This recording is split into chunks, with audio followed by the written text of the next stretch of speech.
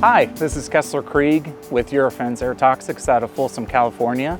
And today we're going to be reviewing the Eurofins Air Toxics Helium Shroud.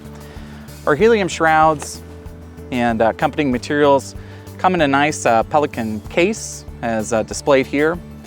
And we're going to quickly review the contents prior to going through the helium shroud setup. This is the helium shroud itself. There are hand inserts, and there are two purge ports that you're able to feed your tubing through, or shroud cable in the case of the Kelron 3-in-1. There's also zip ties to help facilitate tightness of the tubing through the helium shroud. A 200-liter compressed cylinder of helium with regulator. It just has a barb style fitting. And all of our materials come with instruction sheets. And in the case of this one, this is the Eurofins Air Toxics Soil Gas Manifold Sampling Guide. And this is our soil gas manifold here, otherwise known as an SGM. And while we're discussing the canisters, all of our canisters are quick disconnects, simple on-off with the male tip to the female end. Direct connection like that. Just one tip. Normally if we ever see leaks in our canister setup, it's because of a leaky male connection here. Closer view, you can see essentially a small threaded line and can tighten that up to ensure that it's nice and tight for sampling. So I'm going to go ahead and connect that back up to the canister. We'll go ahead and place the canister inside of the shroud bag, which does have a rubber grommet for access to your soil gas or subslab location, whichever one you may be sampling. So I'll put this inside the helium shroud. This is the Kelron 3-in-1, which is an internal helium detector, an external helium detector, which is what we call a shroud cable detector that will feed through the purge port. And this makes a simple connection here, dot to dot. So we'll go ahead and feed this through. We'll leave this back on its stand.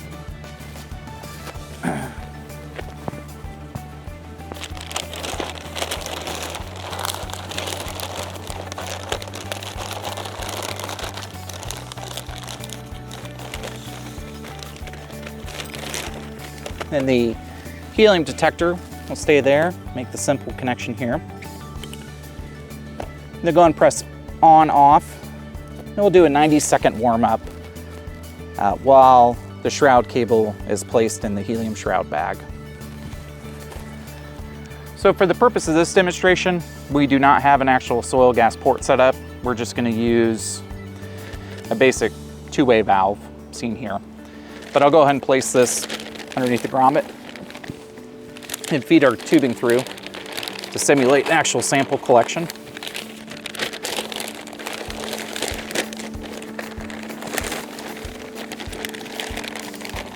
On the canister itself,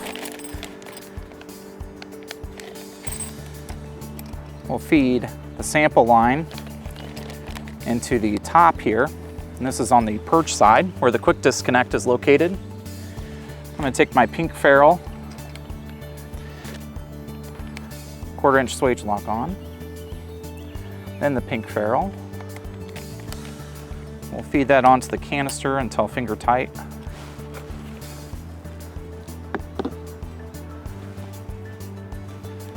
And just one slight quarter turn. Okay, place this back in the bag.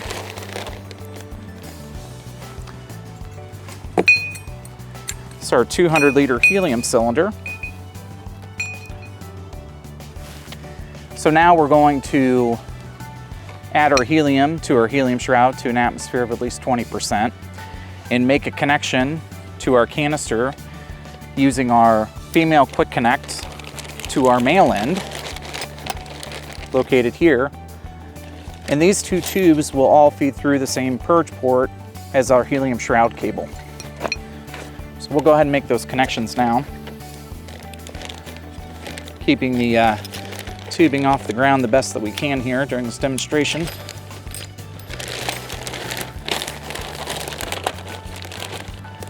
Feed this through to our purge port, make our connection there.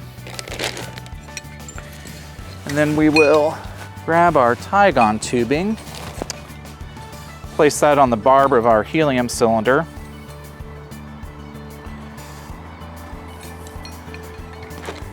And feed our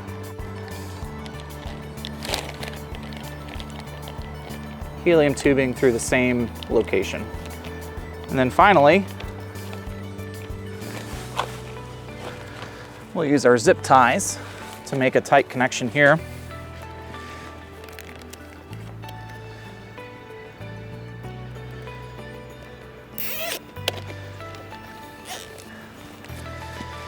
And close our bag. So we're now connected with our helium into the shroud. Our Kelron is connected to the canister, which again has an internal pump as well as an interior helium detector. We have our shrouded helium cable inside the shroud. And our sample inlet is hooked up to our soil gas manifold. We're going to use the Kelron now, which again has the internal pump, to complete a shut-in test. And on the Kelron, you can see here flow mil per minute, which I currently don't have turned on. And you can also see the volume of air collected, which at the moment is 0 mils. So we're going to complete the shut-in test simply by increasing our flow on the Kelron. The gauges will begin to respond on the canister itself. And this is now verifying competency and tightness of all of these connections down to the canister valve itself, all the way through to the Kelron, where the pump is going to be turned off here momentarily. The gauges have responded to about 8 inches of mercury. So I'm going to turn that off and let it hold for about 30 seconds. So now we're going to add helium to our helium shroud bag. And for the purpose of this demonstration, we'll achieve at least 20%, monitor that with the Kelron. And then we will disconnect our purge line using the quick disconnect demonstrated earlier, and we will begin our sample collection. We'll go ahead and open our helium cylinder on the primary valve. And then once I turn this smaller valve over here, it'll begin to flow helium through the Tygon into the shroud bag. I'm able to monitor the helium in the shroud with the Kelron, as well as my purge, all on the same screen within 0.1% accuracy. So I will go ahead and begin adding helium.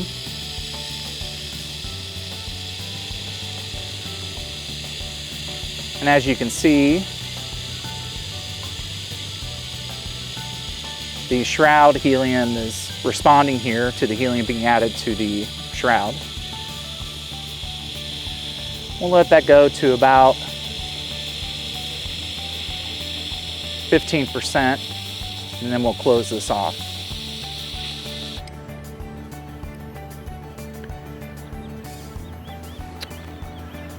Now at this point, now that I have exceeded and maintaining at least 20% helium in my shroud, I'm going to begin the purge process by opening up my line and adjusting the flow on the Kelron.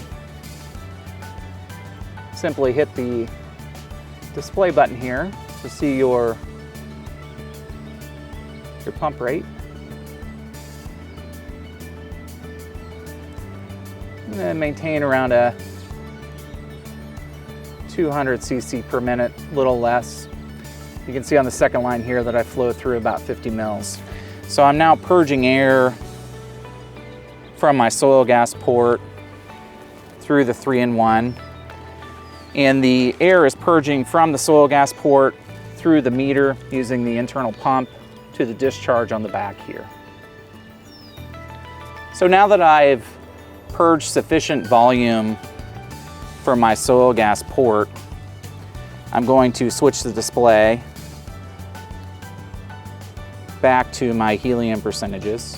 Shroud, which is around a 50% atmosphere at this point, and purge, which is currently showing 0%. I cut that off. I'm going to immediately disconnect my purge port. And you can do that either on the outside of the bag or use the glove. So now we're going to obtain our canister sample. Turn the valve on the canister. The gauge closest to the canister, which is the canister gauge, increased to 20 inches of mercury, which is ideally where you'd like to see your canister sampling begin, -30 or less. The gauge furthest from the canister is the downhole gauge, and that gauge monitors vacuum on the formation itself. We'll continue to collect until it drops to about 5 inches of mercury. At that point, we'll turn off the canister. That's an approximate 5 to 7 minute sample. To stop taking your canister sample, simply place your hand back in the glove, turn the valve off. The gauge will drop to 0. And that will be the end of your sampling period. We hope you enjoyed today's video.